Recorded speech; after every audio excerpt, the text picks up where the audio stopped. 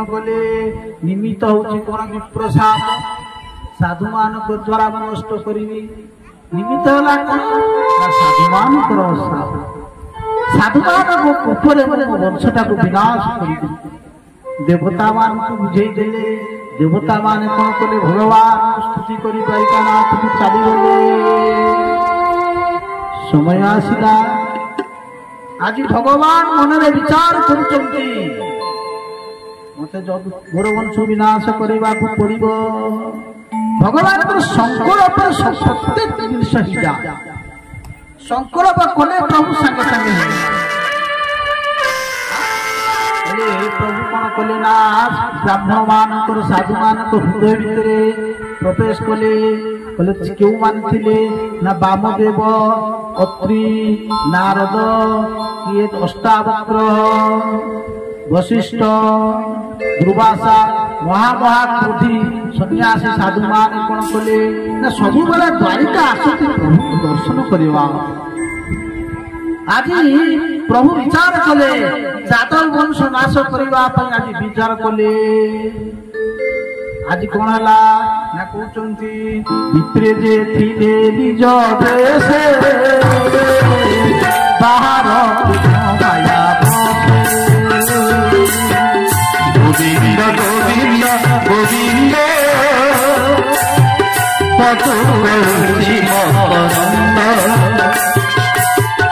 आनंद बोल हरि हरि हरि कहिबे भगवानी आज भगवान को इच्छा है आज ब्राह्मण मान साधु मान भीतर प्रभु को इच्छा है आज से टे विचार कले चलो बहुत दिन है आम द्वारिकानाथ को दर्शन कर चलो आज दर्शन करवा दर्शन करने आसुचंती बाटे कौन है ताको भितर सब ऋषिमुनि माने थिले तपस्वी माने थिले आज कौन होइचंती ना पिला माने खेलुचंती कोठी ना बन रे खेलुचंती भगवान कर पिला माने उद्धत हो गेले भगवान कहले माने सब उद्धत हे ताको भितर सांब पद्मिन अनिरुद्ध गद स्थान अनेक अनेक योद्धा मान थिले आज अष्टावक्र आछुनी कोन कहतुनी दिने दिने अष्टवक्र गले द्वारका गमन दिने अष्टवक्र गले द्वारका गमन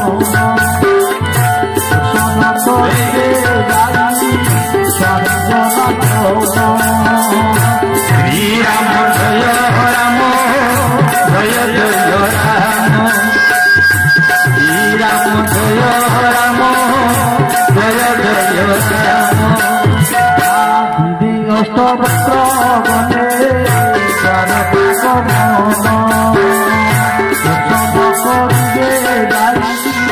द्वारका गमन श्री राम जय राम जय जय राम जय रघुनंदन जय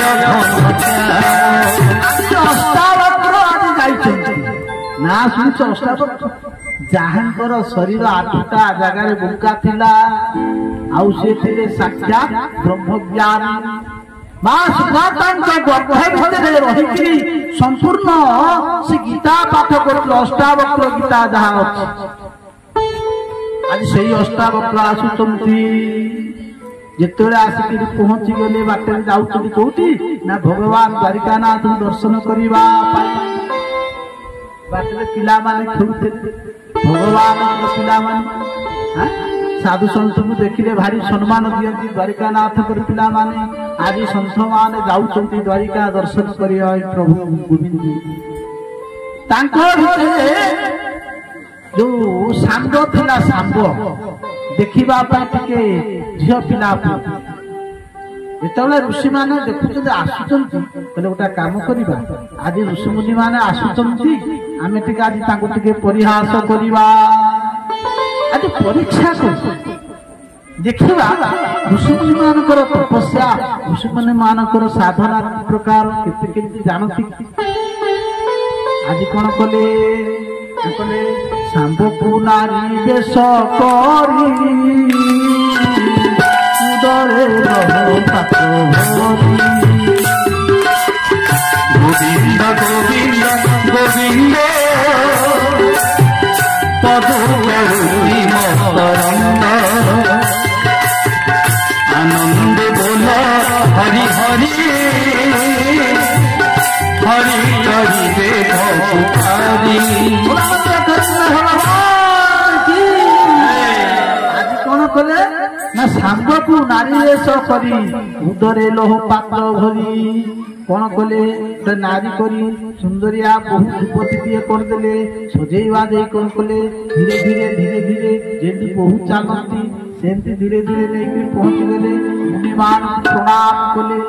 ମୁନିମାନେ ଆଶୀର୍ବାଦ ତାଙ୍କ ଭିତରେ ମନେ ଥିଲା କହିଲେ ପ୍ରଭୁ କହିଲେ ଇଏ ହଉଛି ସେଇ ଯଦୁବଂଶୀର କୁଳବତୀ ବହୁତ ଦିନ ହେଲା ପ୍ରସବ ପରିବାର ଅଛି କିଛି ପ୍ରସବ ହେଇନାହିଁ ହେବାକୁ ଅଛି ଆପଣ ଆପଣ କୁହନ୍ତୁ ଏ ନାରୀ ଏ ଯୋଉ ଯୁବତୀ ଏ ବହୁ କନ୍ୟାର କଣ ସନ୍ତାନ ହବ କଣ ହବ ଟିକେ ଆପଣ ତ କୁହନ୍ତୁ। ଋଷି ମାନେ ଜାଣିପାରିଲେ କହିଲେ ଆରେ ପିଲାମାନେ ଆମକୁ ଥଟ୍ଟା ପରିହାସ କରୁଛନ୍ତି ଆରେ ପିଲାମାନେ ତୁମେ ଆମକୁ ବାଟ ଛାଡି ଦିଅ ଆମେ ଯାଉଛୁ। ପିଲାମାନଙ୍କର ଗୋଟିଏ ଜିଦି ନା ଋଷି ଆମକୁ କୁହ ଏ ଯୋଉ ଯୁବତୀର କଣ ପିଲାପିଲି ହବ ଝିଅ ହବ ନା ପୁଅ ହବ। ଋଷିମୁନି ମାନେ ବହୁତ ଚେଷ୍ଟା କଲେ ଋଷିମୁନି ମାନେ ଜାଣିଲେ ଇଏ ତ ସେଇ ପ୍ରଭୁଙ୍କର ପିଲାମାନେ ଆରେ ଏମାନଙ୍କର ଆଜି ଏ ପ୍ରକାର କଣ ବୁଦ୍ଧି ହେଲା ଆମେ ଯେତେବେଳେ ଆସୁ ଆମକୁ ଦେଖିଲେ କେତେ ସମ୍ମାନ ଦିଅନ୍ତି କିନ୍ତୁ ଆଜି ଆମକୁ ଦେଖି ଥଟ୍ଟା କରୁଛନ୍ତି ପରିହାସ କରୁଛନ୍ତି। ସାବଧାନ ଭଗବାନ କଥା ବୁଝେଇଛନ୍ତି ବହୁବାର ମୃଗ ଉପାଖ୍ୟାନରେ ବୁଝେଇଛନ୍ତି ପିଲାମାନଙ୍କୁ ଏ ପିଲାମାନେ ଦେଖ ଦେଖ ଏ ରାଜା ମୃଗ ଜୀବନ କାଳ ଯାକ କେତେ ପୁଣ୍ୟ କରିଛନ୍ତି କିନ୍ତୁ ସାମାନ୍ୟ ବ୍ରାହ୍ମଣଙ୍କ ପାଖରେ ଅପରାଧ କରି ଏଡ଼େ ବଡ଼ ଧର୍ମାତ୍ମା ରାଜା ମୃଗ ସୂର୍ଯ୍ୟବଂଶର ରାଜା ମୃଗ ଆଜି ସେ ଗୋଟେ ବୁଦ୍ଧି ହେଇଗଲେ ଗିରିଗିଟି ହେଇଗଲେ ବୁଦ୍ଧି ବ୍ରାହ୍ମଣଙ୍କର ଅପରାଧ। ମୁଁ ଆଜି ଭଗବାନ କହିଲେ କହିଲେ ସାବଧାନ ମୁଁ ଆଜି ତୁମକୁ ଏ କଥା କହୁଛି ମନେ ରଖ ପିଲାମାନେ ଯେହେତୁ ଏଡ଼େ ବଡ଼ ରାଜା ସାମାନ୍ୟ ଗୋଟିଏ ଗାଈ ପାଇ ଏପଟ ସେପଟରୁ ହେଇକରି ବ୍ରାହ୍ମଣଙ୍କ ପ୍ରତି ଅପମାନିତ ହେଲେ ଯାହାକି ତାଙ୍କୁ ଆଜି ଗିରିଗିରି ହବାକୁ ପଡ଼ିଲା କିନ୍ତୁ ମୁଁ କହୁଛି ତମେ କେବେ ହେଲେ ମୋ ବ୍ରାହ୍ମଣ ମାନଙ୍କ ପ୍ରତି ସାଧୁ ମାନଙ୍କ ପ୍ରତି ତମେ କୁବଚନ କିମ୍ବା କୌଣସି ଖରାପ କଥା କିମ୍ବା ତାଙ୍କ ପ୍ରତି ଦୋହ ଭାବ ରଖିବ ନାହିଁ। ତେଣୁ ଯଦି ତୁମେ କେବେ କାମ କିଛି କାହାକୁ ବ୍ରାହ୍ମଣ ପ୍ରତି ଅନ୍ୟାୟ କଲ ପୁଣି କହୁଛନ୍ତି କଣ ନା ବ୍ରାହ୍ମଣ କଲେ ଅପରାଧ ଗୋବିନ୍ଦ ସେକେ ବନ୍ଦିବ ତାଙ୍କ ପାଦ ଗୋବିନ୍ଦ ଗୋବିନ୍ଦ ଗୋବିନ୍ଦ ଗୋବିନ୍ଦ ଗୋବିନ୍ଦ ମଧୁକରୀ ମକରନ୍ଦ ଗୋବିନ୍ଦ ଗୋବିନ୍ଦ ଗୋବିନ୍ଦ ଗୋବିନ୍ଦ ମଧୁକରୀ ମକରନ୍ଦ ରାଧେ ଗୋବିନ୍ଦ ଗୋବିନ୍ଦ ଗୋବିନ୍ଦ ଗୋବିନ୍ଦ ମଧୁକରୀ ମକରନ୍ଦ ଗୋବିନ୍ଦ। ବ୍ରାହ୍ମଣ କଲେ ଅପରାଧ ତେବେ ବନ୍ଦିବ ତାଙ୍କ ପାଦ ତେଣୁ ତୁରନ୍ତ ତାଙ୍କୁ କ୍ଷମା ଯାଚନା କରିବ ଏ କଥା ବୁଝେଇଥିଲେ ଭଗବାନ।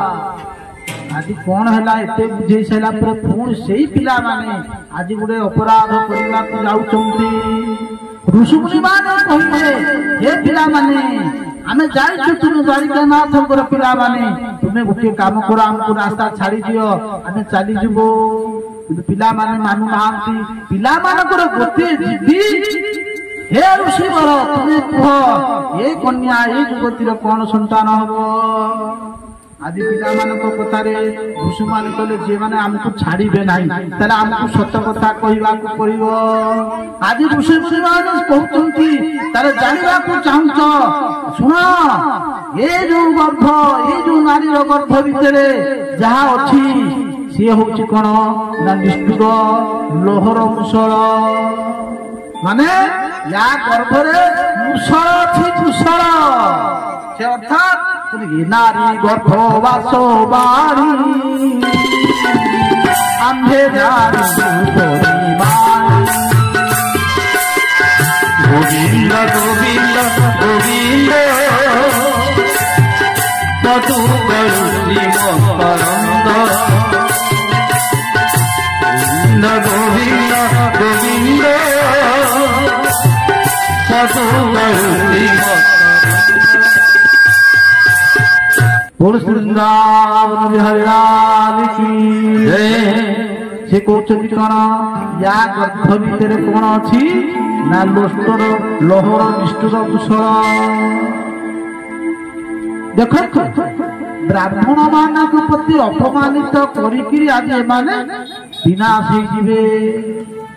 ଋଷିମୁନି ମାନେ ସତ୍ୟ କହିଲେ, କହିଲେ ଦେଖ ୟାର ଯୋଉ ପ୍ରସବ ହବ ଆଉ ଏଇ ପ୍ରସବ ଦ୍ୱାରା ସମ୍ପୂର୍ଣ୍ଣ ତୁମର ବଂଶ ବିନାଶ ହେଇଯିବ। ଆଜ ହିଁ ପ୍ରସବ ହବ, କହିଲେ କଣ ଆଜ ଏ ଗର୍ଭ ପ୍ରସବିବ ସୁନ୍ଦର ବଂଶ ନାଶ। গোবিন্দ গোবিন্দ গোবিন্দ পটু করুণী মকরন্দ মকরন্দ পান করে